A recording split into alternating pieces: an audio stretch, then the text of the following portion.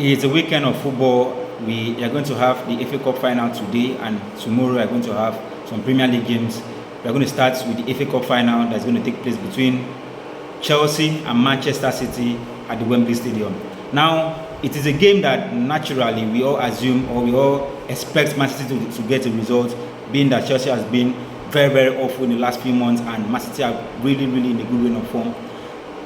They've literally won all their games except the game against Everton where they dropped point, and I think that game was a very, very massive, it was a very bad result for them in the title running. But that is the problem with one-off games, right? And we know Chelsea to be one of those teams that they can be very, very stubborn, especially when it gets to those one-off games. I remember when they got the Champions League from Man City in 2021 season.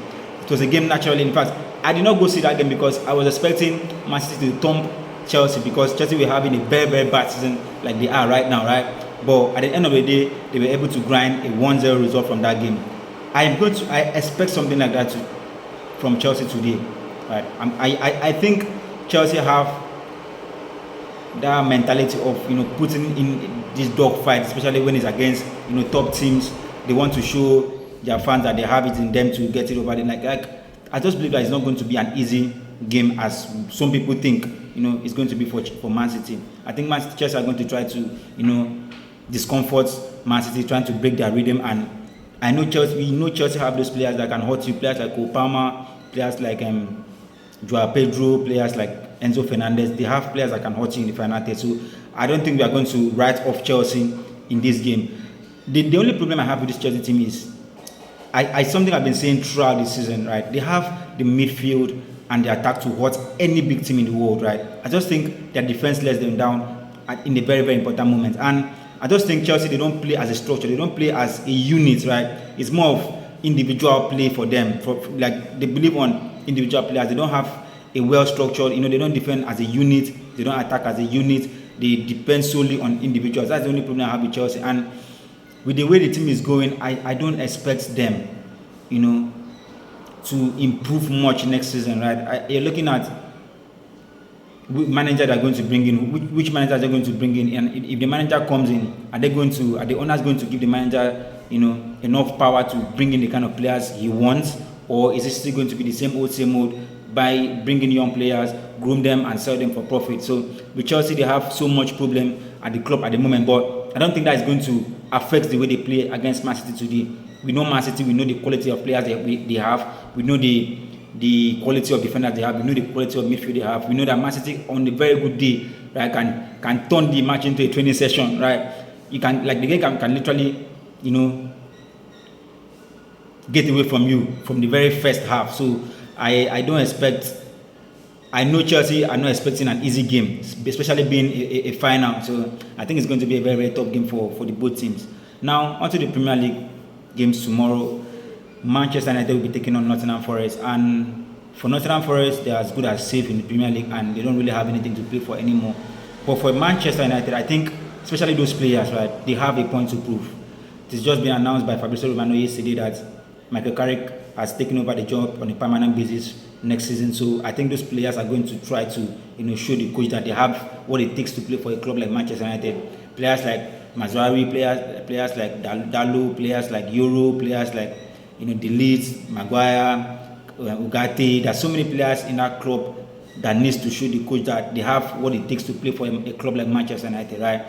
And for Man United in that game in particular, I just think especially Bruno Fernandes chasing that, Thierry Henry's assist record, I think it's going to be a game that Manchester United needs to get over the line, right? They need to, show the fans something. They need to give the fans something.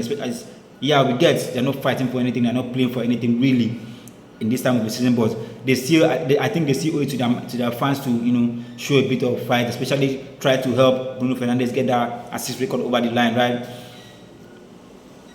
Now, for Man City next season, what are the things they can do to improve that team, right?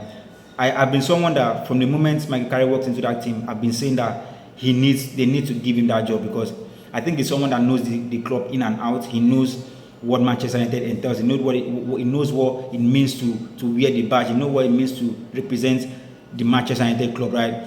And with the way I've seen him play so far, he's playing like the way Manchester United fans,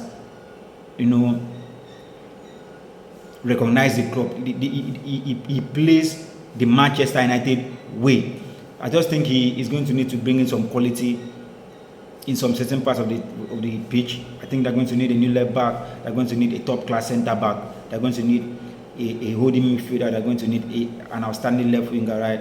And yeah, I think they need to improve in those particular positions, and that is not going to be an easy job, because in order to do that, you're going to need to spend money, and they are very, very lucky they were able to get the Champions League. That is going to help them attract the kind of players they want, and I think they're going to need to sell, the project to any player they're going to need to bring to the club. Right now, onto the next game in the Premier League. This is going to be a very, very important game in the title, in the relegation fight. Newcastle versus West Ham, right? That is a game I cannot wait to see, right? That is a game I think is going to be very, very, very, very interesting and tough. Now, for Newcastle, they are as good as safe, right? Albert's not having a very, very good season to their standards. Newcastle, I expected them to be in around the Champions League, Europa League places when the season started.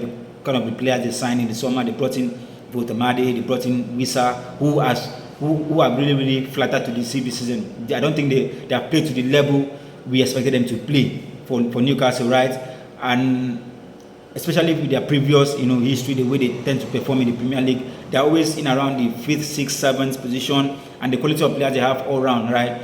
Now I think they're going to get worse next season because of the financial fair play. They're going to have to sell some players like Guimaraes should be leaving. Tonali has been linked to Manchester United and Arsenal. Gordon has been linked to Liverpool, has been linked to Man United, has been linked to Arsenal and Bayern Munich. I don't think Newcastle will really, really run well over a period of time. I think it was what they did was not sustainable. That's why they are going through what they are going through at the moment. Now for West Ham United, right, this is a must-win game for them. If they are going to escape relegation, this is a must-win game for them, because as it stands, Tottenham are 2 points ahead of them, right? And Tottenham will be playing. I have an outstanding game with Chelsea. They are going to be playing on Tuesday. So if they are going to pile up pressure on Tottenham Hotspur, they need to get this game over the line. They need to get a result out of this game, because they cannot hope to draw this game, because the goal difference is not in their favor. So anything less than a win in this game is going to be a very, very disappointing result for them, right? They need to get a result out of this game in order to keep their hopes for safety in the final day of the season alive. Now, Arsenal, on the other hand, will be taking on Burnley on Monday. This I don't need to re-emphasize this. It is a game. I think the players, the fans, the coach, they all know they need to get a result out of this game, right? There's no two ways about it. Like, they need to get a result out of this game. We cannot afford to give Man City any glimmer of hope. We cannot afford to give them any sort of belief. Like, you cannot hope to depend on them. You cannot depend on getting good defense, or depend on other teams to get results of Man City. We need to get this game over the line. We need to get maximum results from that game, right? If it's possible, score 2, 3, 4 goals. If it's possible, without being disrespectful to Burnley, they're as good as relegated in the Premier League. They don't have anything to play for, which will make the game very, very dangerous, because they're not fighting for safety. They're going to come out there and try to play their normal game, express themselves, play free-flowing football, I hope. And I think, like Burnley, in the last 10 to 15 games, they've not been able to get any result from Arsenal. They've not won Arsenal in the last 10, 15 games, right? So I think it's a game Arsenal should have enough quality to get over the line.